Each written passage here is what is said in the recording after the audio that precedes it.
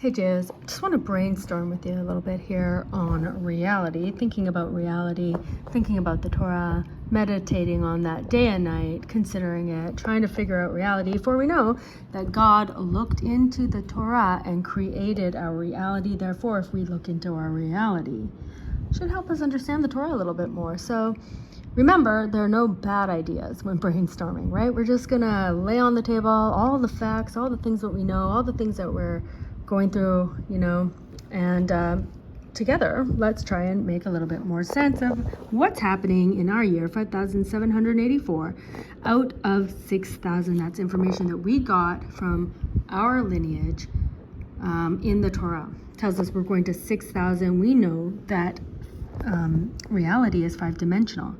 3 physical, 1 spiritual, and 1 is time. And because this time has an end date, there's also prophecies for the end of time. And effectively, if we are looking at our reality, knowing that it's the end of time, we're starting to see the Torah come to life and prophecies happening all around us. Okay, it's an exciting time for the nation of Israel, isn't it? I mean, more and more Jews are waking up to their Jewish identity and trying to understand, what does it mean to be a Jew? Have other videos on that. I'll put some information, including a reading list that I think is important, that Jews who are not connected to the Torah yet, or who may need to brush up or maybe see how the Torah is relevant to your reality. So I'll put a reading list in my description, along with some other links that we're going to talk about in a minute, and other videos that I think might be helpful to try to figure out what's going on, okay? So now, like I said, okay, so God looked into the Torah and he created our 5-dimensional hyperspace reality, which is 3 physical, 1 spiritual, and 1 is time. And this information was handed down in an unbroken chain throughout time to the nation of Israel. Father to son, father to son, father to son, and we have all basically an unbroken chain written down in our history. So we need us today at the end generation, at the end of time, to go back and learn our history, understand where we came from and what Judaism means and what it means to be a Jew. Okay? And so, like I said, I have a lot of different videos that explain that, and also where the other people in our reality come from, where we know the history of everybody. We know the nations. Now, most of the nations are mixed together, so we can't tell exactly who's who, but we can see some things, okay? But we know that the nation of Israel was commanded throughout time to remain separate. And to learn the Torah, which is the information that we need to know in order to understand and live our lives in this reality properly according to God, so that we will have peace. Okay, peace on a personal level, peace on a world level, like we did during the First Temple era. Okay, when we're at a very high spiritual level.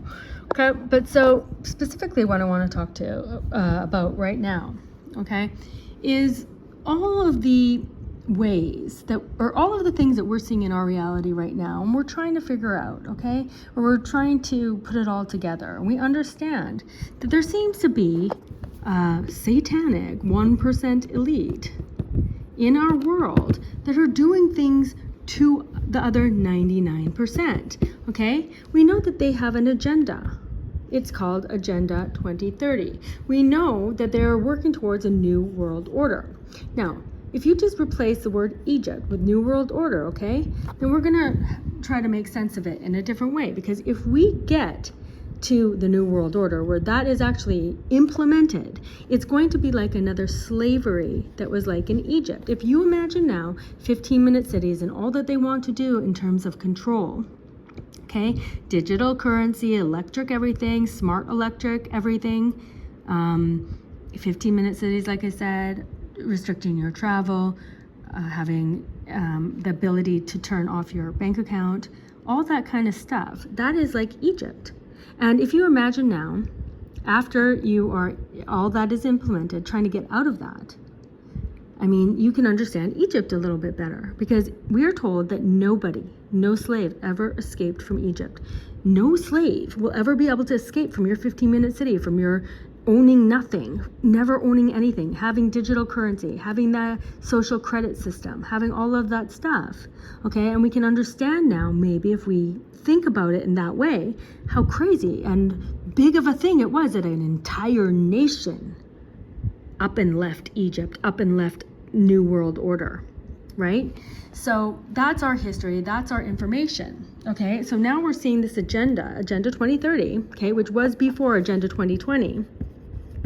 I mean, as we get more closer to the end of time, okay, the reason now that more and more people know about it is because they're running out of time to implement it.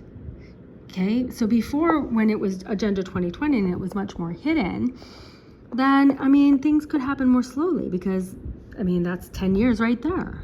But now we're getting towards the end of time, and we, the nation of Israel, is promised a redemption, okay? So another redemption, just like we had when God took us out of Egypt, the New World Order back then, before he gave us the instruction manual to our reality to ensure that we will never be enslaved again, because this is the instruction manual, like I said, to our reality to ensure that we don't get enslaved again, okay? But we're also told that there will be a time, because we've gotten away from the Torah and we've been living amongst the nations and we've been influenced by all of this, okay? Not Torah ideology, not Torah laws, okay? And directions on how to live in this reality, and we're going to talk about that in a minute. That there will be a need to save us again, okay? The final redemption, that means something, okay? So let's make the Torah relevant for us, okay? Meaning it is relevant. It means just that if we don't see how relevant it is, then the problem lies with us and our knowledge and our understanding, okay? So, like I said, because time is running out and we're in the end times, so the veil of the secrecy that was surrounding this agenda and these people who were meeting and these people who control everything globally, okay, the secrecy is gone. Now it's pretty much out in the open. Everybody knows, whoever's willing to go through the cognitive dissonance to understand that and understand what that means, okay? But there are things in the Torah that I think now we're going to put this together, okay? Because first of all, we're going to look also at the fact that in the Tanakh, we're told that there were two kingdoms at one point, okay? So during King Solomon's reign, the kingdom split. There are 12 tribes, okay? All the tribes, all the sons of Yaakov who became Israel, okay? He had 12 sons. They were all saints, and they make up the 12 tribes. And basically all the Jews are descended from the 12 tribes, okay? But 10 tribes went lost. You may have heard of that, the 10 lost tribes of Israel, okay? Because they separated into two kingdoms, okay? So effectively, there was already a country, let's just call it a country and not a kingdom, of Israel in our past. And if we look at what happened to them, they went lost. Like we said, it was destroyed. Why was it destroyed? We're told it was destroyed because they got away from worshiping God, got away from the Torah. Okay, and in a lot of cases they were idol worshipers. They were doing like the main thing that you should never do, which is to acknowledge any other sort of energy, power, or whatever you're gonna think, and that is not God. There is only God. There is only God, and we have that information. Okay, so when the kingdom of Israel did that, when the country of Israel back then did that, they were destroyed and they were dispersed and they went lost.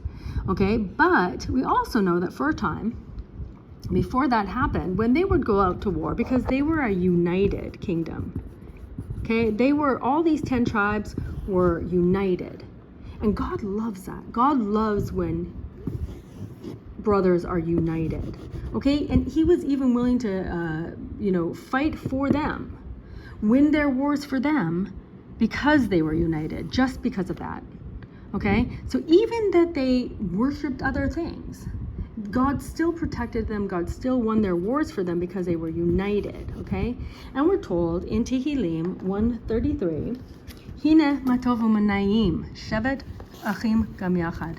Most people have heard that Tehillim, and they sing it. Okay, God loves, it says, indeed, how good and how pleasant is dwelling of brothers, especially in unity.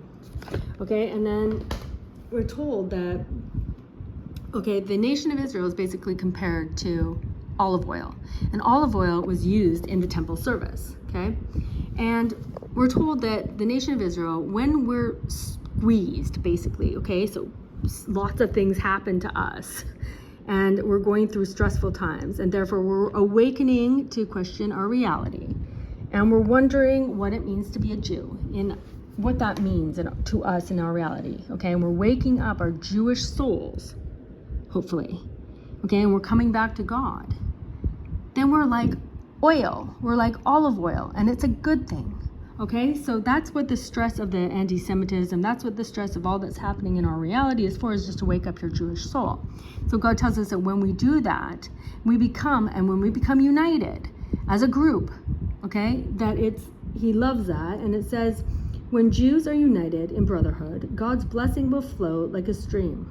Okay, so we want God's blessing, just like they had in the previous country of Israel that lived in this land, this very same land, okay? And they were dispersed and they were lost. Before that, when they were united, God fought their wars for them. That's how perfect it is to be united, okay? So now, in today's date, okay, also here in the land of Israel, we have a state of Israel, okay? But also here in the land of Israel, you also have a bunch of Torah observant Jews, okay? And these are the people, the Haredim, basically, okay? That now these people want them to join the army, okay? We're not going to even talk about that right now, but that's a big thing in our reality right now that's making us not unified, okay? That is an issue that is causing a lot of trouble, of like, whatever, aggression between two groups of people, secular and non-secular Jews, okay? God-fearing, Torah-observant Jews, people who keep Shabbat, people who dress differently, Orthodox Jews, and secular Jews in the land of Israel, okay? But so you would say, so the state of Israel, you have, let's say, secular Jews who are in like the IDF and, not Torah observant. They're this is anti-Torah laws. Okay, and they'll tell you themselves, Bibi will tell you, the left and the right here in the state of Israel will tell you, it's never going to be a Torah observant country. It's never going to be the kingdom of Judah. It's always, they want the kingdom of Israel. They want the country of Israel, okay? And they want to unite now, let's say, in after October 7th, with the IDF, okay? And they're saying, B'yachad nenatzech, united we will win, okay? And they're trying to get people to unite, again, so God will help win that war, even though they are anti-Torah, okay? Just like the previous country of Israel, okay? But what God wants us to do is the entire nation to unite with the Torah and serve Him, and He will bless us. Okay, and let's tie this in a little bit with all of this. So now there are a lot of secular Jews, meaning not Torah observant Jews, okay, especially in the land of Israel, who are waking up and saying, this doesn't make sense, October 7th doesn't make sense, everything that's happening in the IDF doesn't make sense, including the IDF and the state of Israel prosecuting soldiers that on October 7th didn't listen to whatever commands or whatever, and they went out and fought terrorists on their own, and now they are being made to stand trial to explain themselves. Why did you kill a terrorist? Okay, why did you save people on October 7th when you were not commanded to do so by the IDF? Okay, so back in the day, like I said, we have to know our history. So in the Torah, we're told about Adam and the flood generation, of Noah, and after the flood, how reality changed and it became more physical, less spiritual. And Noah repopulated the world with his 3 sons, Shem, and 2 other sons, Ham and Japheth. And Shem and Eber had an academy for a very long time where anybody who wanted to learn the information of God, the truth of reality, would go and learn there. Okay, and we're told that Shem taught that information, okay, and Avraham Avinu went, and Yitzchak went, and Yaakov went, and a lot of the sons, the 12 tribes, they went to learn about reality, about our information, okay, and the holy information from God that's now in the Torah for us, and Eber, who taught everything that these guys were up to. Okay, so it's important to know what is going on in our reality, and there are a lot of people who have been spending their time all on this reality, secular, non-Torah reality. So you have a lot of information that we need to know, and we have a lot of information also. All the nation of Israel, the Haredim, the people who have dedicated their lives to learning Torah and understanding the spiritual information of our reality. And how good and how pleasant would it be if we joined together? Not only would we get God's blessing, which is like literally all that we need to have, but we would also understand and make it make sense. For example, okay, if we know that one of the things that they have done, the 1% controlling New World Order satanic elite, is implement 5G. And pretty much everybody knows that that is a bioweapon. And we know also, let's just say from Nikola Tesla, for example, when he says everything is frequency. And we knew that they are using frequencies that have effects on our nervous system. Okay, and there's different frequencies, and this is, I mean, you can go and look this up in lots of different ways, but different frequencies affect us in different ways, including how aggressive we feel, how hungry we feel, how tired we are, how irritable, how whatever, okay? That all they have to do is act on us with certain frequencies. But we know also that there are certain things that we do every day, a Jew does every day, okay, which are providing us with shields against things that may harm us, okay? And some of those things are like praying, okay? But also some things are like putting on tefillin in the proper way, in a kosher way with the bracha. And when it is shown, okay, there was, I'm going to put this in my description, Rabbi Arik Naveh,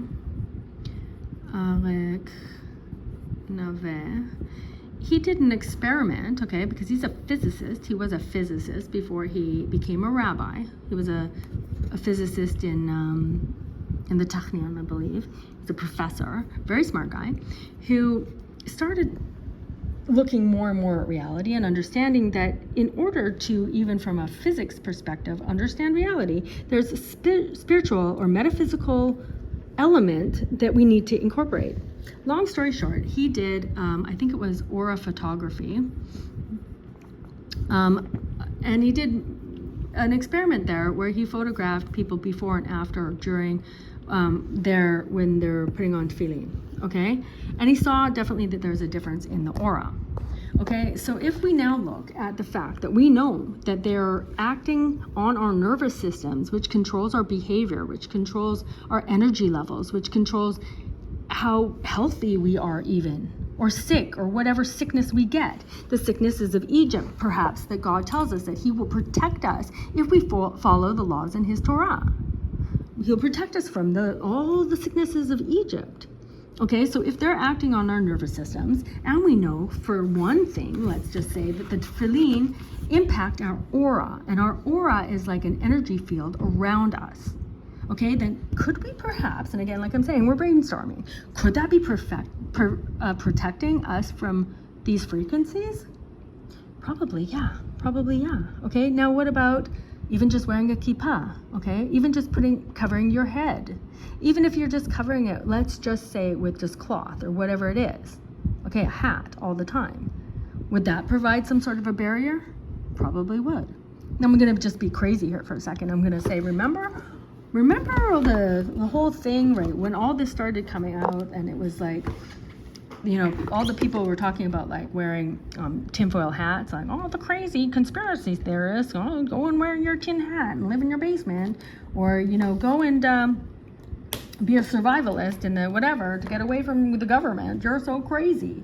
Okay, now that doesn't seem so crazy anymore, does it? So, I mean, what if you were just to put some tinfoil in your kippah or in your head covering? I'm not suggesting that, of course. I'm just saying, like, that makes sense. Okay, so if someone were going to say that to me, I'd probably be like, that's a little crazy. But at the same time, it actually does kind of make sense because, I mean, tinfoil does protect from EMF or something like that, right? Now, I'm not claiming to know everything. I'm just saying, like, we're just brainstorming with what we know about our reality and what we also know about the Torah, and how good it would be if all the people who knew more about this stuff worked with all of your brothers and sisters who know a lot about this stuff, and we work together. And how good that would be. It would be tov v'naim, shevet achim gam yachad, if we united. And then also, by the way, we would get God's blessing, and then he would fight our wars for us. So we wouldn't have to worry about this anymore. October 7th, anti-Semitism, all the things that are happening in the IDF, everything like that, right? We would just be protected, both personally, on your personal level, because you're building for yourself shields, Magen David, Magen Avraham, right? The shield of Abraham, the shield of David. What do you think the shields are shielding us from? Again, I'm just brainstorming. I'm saying things that we don't know about until now, starting to understand, starting to figure it out, starting to wonder, wait a minute, right?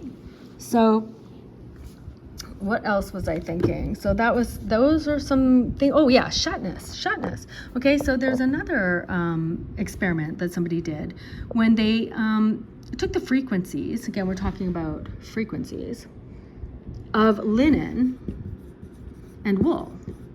We put these in the description. Okay, or a link to some of this stuff, and they found that linen and wool have the exact opposite frequencies, or whatever, that if you put them together, they cancel each other out. And we know that linen as a material protected those against the kishuf, the sorcery of Egypt. So something spiritual that these evil people were doing to enslave everybody, the entire world, from where no slave ever escaped, until God took the whole nation of Israel out of the New World Order and gave them the Torah so that they would not be enslaved again, especially not at the end of time. When we see all these things happening in our reality and in our world, and we know that these things were given to us to help us understand reality, and they were explained to us over time by the smartest people in our lineage. For example, the Gaon from Vilna, who was extremely smart, okay, he could have done anything if he wanted to. He had an amazing brain, amazing Jew brain. He could have done the theory of relativity, or built an atom bomb probably, or whatever he could have probably done. But what did he do? He learned Torah, and he left us a lot of information about how we need to start looking at reality, what we need to do, how we need to live. What is this talking about? What is the Torah talking about? Okay? So again, there's a lot of people. Okay? And now I'm not talking about, even though, of course, every Jew should keep Shabbat. Every Jew should keep all the laws of the Torah because God commanded us to, because we're part of the nation of Israel, because we promised that we would, because when we got the Torah, when we got taken out of Egypt and we all became prophets, which is the only way you can get wisdom, is to be a prophet, to be spiritually receptive and emotionally receptive and resonating at a frequency, at a spiritual vibration, that you can get some sort of wisdom from God. Okay? Automatically. You'll just understand. It will be your aha moment. Oh, wow, there's a God. Okay, so we all became prophets, and since that day, okay, when we were told, the nation of Israel told to pass that information down every year from father to son in an unbroken chain. We have all of that information for us in our history, who those people were, who were the leaders of the nation in every single generation, okay, including the last generation where we're told it's the heir of Rav, and they have other classes on all of this. But not trustworthy, anti-Torah, not even from the nation of Israel, part of the New World Order. The state of Israel is part of the New World Order. It's one of the 19 centers for the Fourth Industrial Revolution, okay, of the WEF. You can look at that on the WEF website. Okay, so not part of this nation, okay, but leading the nation of Israel. So it would be good if we could unite, and then God will fight for us. Okay, even if we're not able to, at this point of time, unite about ideology, whatever, I don't know, okay? Meaning also within the Torah observant Jews, there's so many different, let's just call them sects, okay? And I don't even really want to go into that, because what I'm saying is in a different level.